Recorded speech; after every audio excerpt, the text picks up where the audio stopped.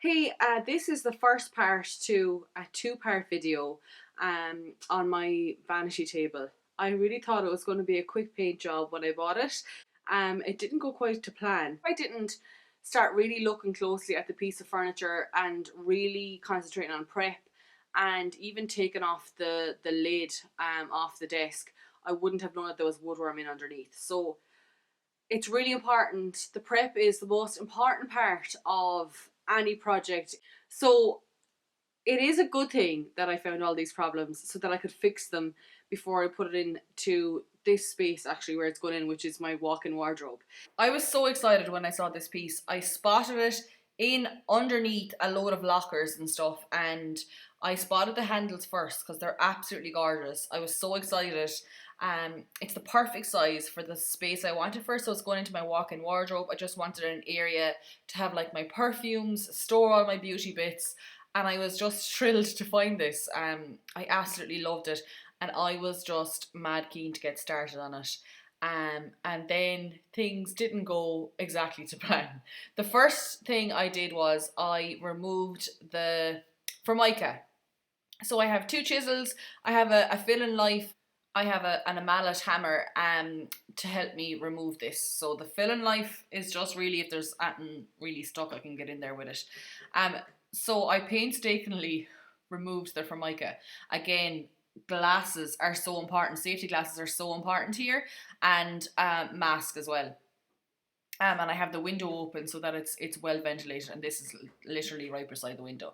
So I'm just removing all the Formica. So I did it on the little side area there as well. It came off really easy and was lovely oak in underneath. So that's exactly what I expected from this part.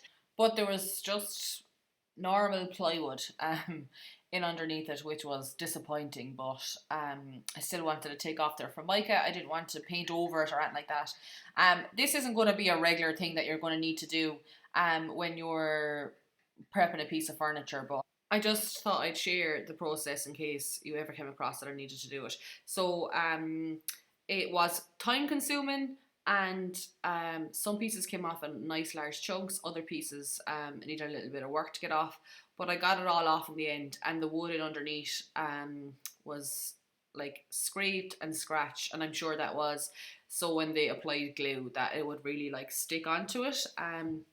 But I was just devastated to see this in underneath it. But listen, I had to go to a plan B. So what I wanted to originally do was to leave the top part wood and maybe paint the rest, and then keep the handles wood as well. But once I found this underneath, I realized I would have to either replace it or paint it. So I'm gonna go with painting. So I just removed slowly but surely all of the Formica off the top of the piece. So I had to go back in on the small little pieces and try and chisel those off as well.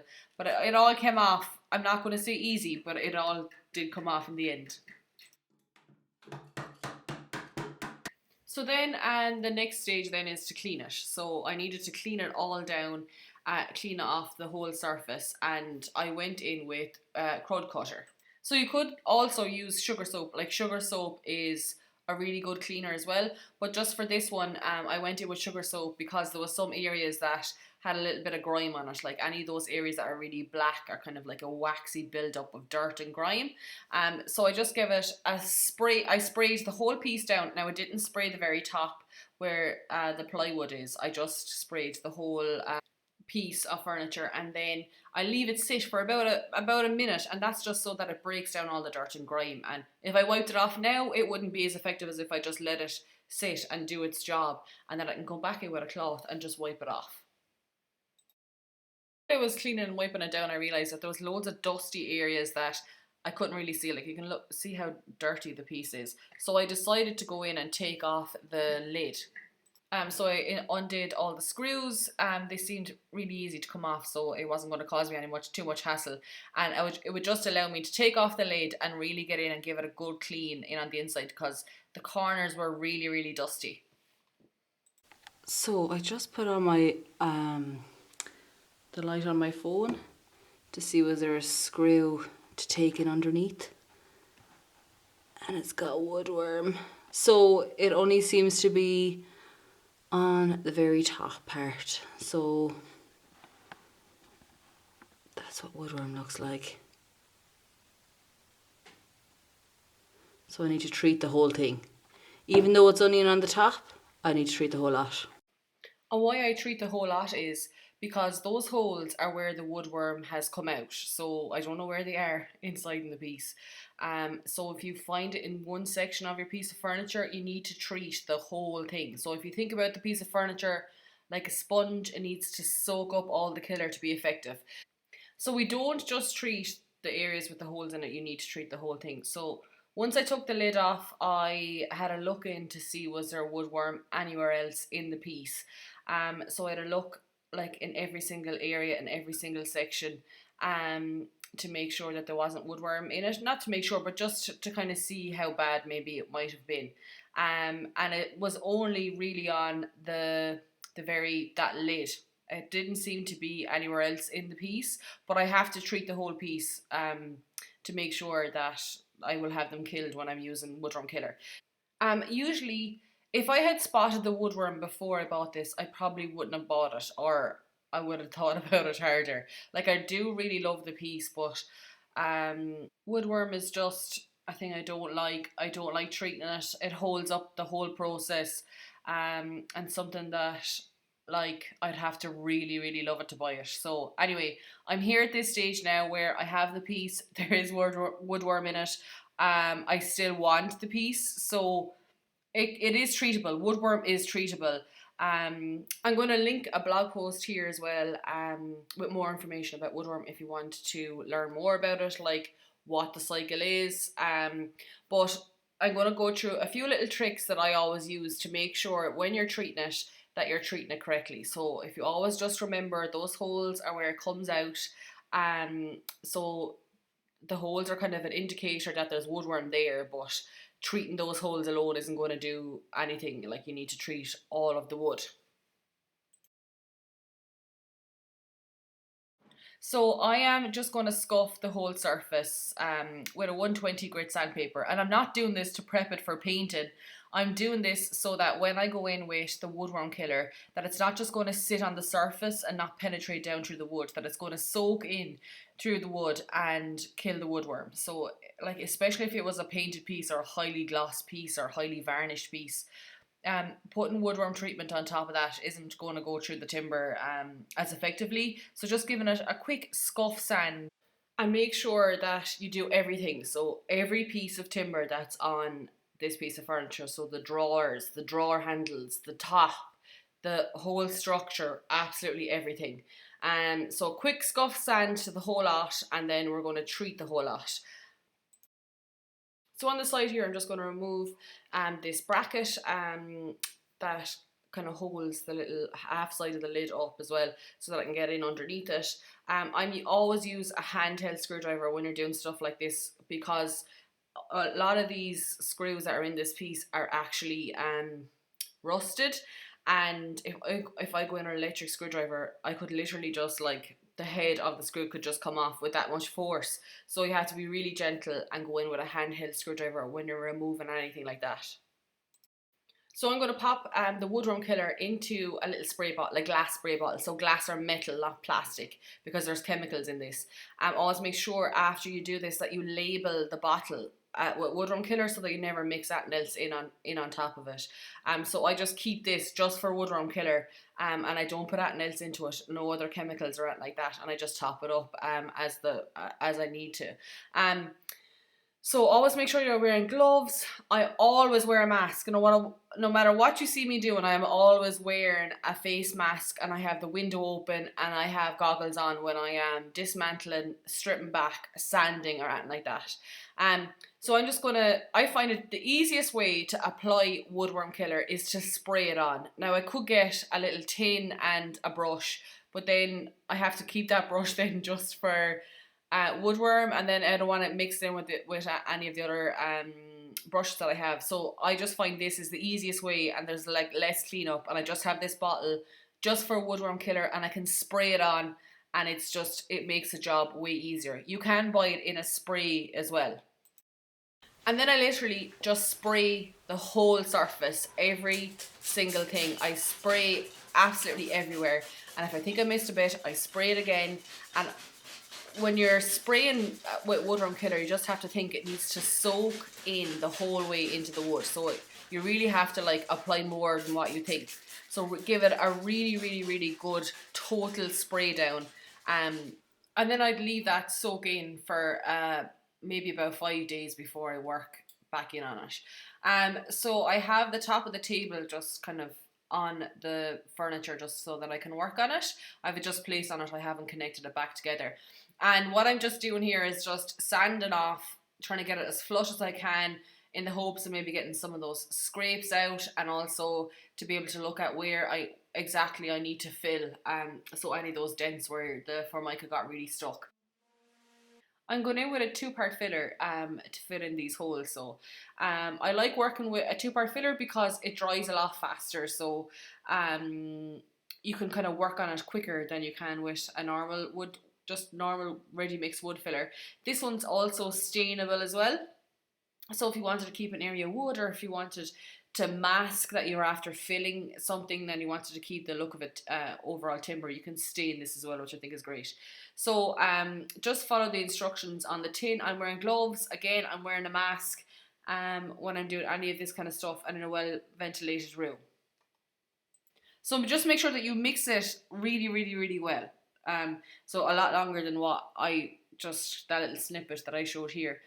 And then I'm going to fill in all the holes, and I'm actually using the little mixer that comes with the packet, the 2-part filler. But when I went back in with the filling knife, it's a whole lot easier. So I don't know why I did that, but the filling knife is 100% easier when you're trying to fill in those holes rather than using that little plastic tool. So I pump in as much as I can into those areas, and then I scrape it off back, flush the surface as best I can as well. This is where a large wide wood filler comes in really handy, because you can kind of scrape over a larger surface area. And then once that's dry, I can go back in and sand it off flush with the rest of the table. So as you can see here, there's a lot of dents. Like, I was filling this wondering, should I scrap this? Should I get another piece? And then I was like, I'll never get it done if I have another big hurdle to go. So I'm just going to fill it and paint it, and hopefully the paint will not show up all these dents, which I don't think it will if this is done properly. So once that was dry, I went in and gave it a sand with a 120 grit sandpaper, and I sand a little section, and then I go over it with the palm of my hand to make sure that I haven't missed any area, if there's no rough areas. So it's just trying to check my work, because it's kind of difficult to see when the wood filler and the surface are kind of like similar in colour. Sometimes I find it easier as well if I just give it one coat of primer, because the primer will show up any of those like little dents and extra things that I need to fill. So I'm going to give it one whole coat of primer first, and I'm going in with the Crown's Quick Dry primer and undercoat, and then I'll be able to see better on the second fill where areas that I kind of need to concentrate on. And I actually put painter's tape around the edge, because I'm going to keep around the edge wood, and I'm going to paint the area that I've primed. So after the second fill, I filled in all the areas that I missed, and then I'm just going to give it another sand, and then I'll give it another coat of paint. So I'm going to start working on the rest of the piece as well. So I have that moved to another room so that I can really work on this. So you can see the joints are really loose. The brackets are obviously in there to hold. I think they were added afterwards, and they're there to hold it all together. So I don't want to do that. I want to go in with the glue. I might add the brackets back just for the look of them. I do like the shape of them. They're really nice brackets.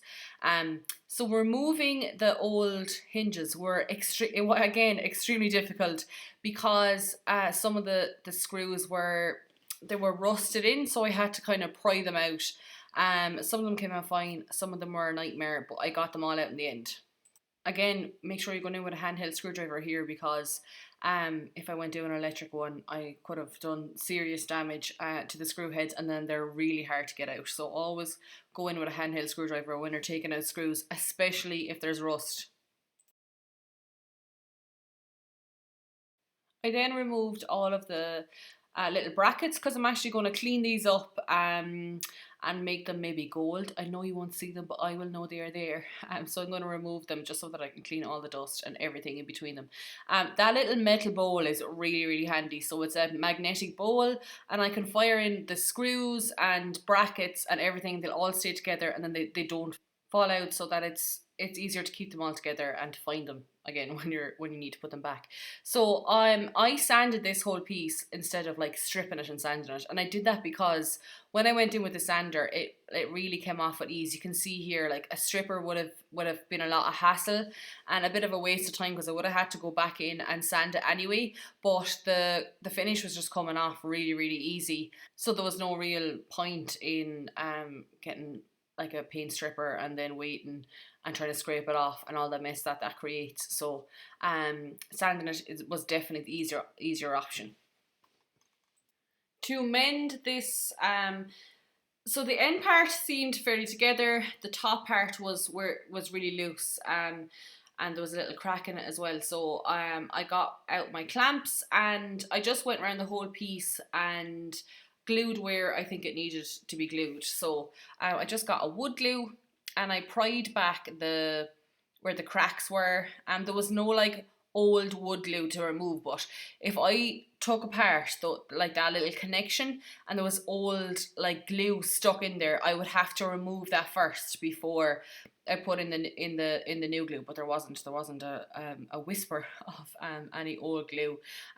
So I just pushed in glue in all the gaps and in the areas as best I could before I clamped them.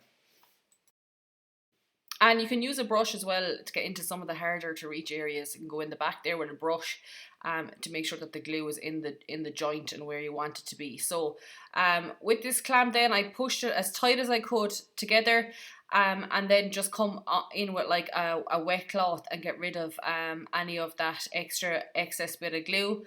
It just makes your job easier.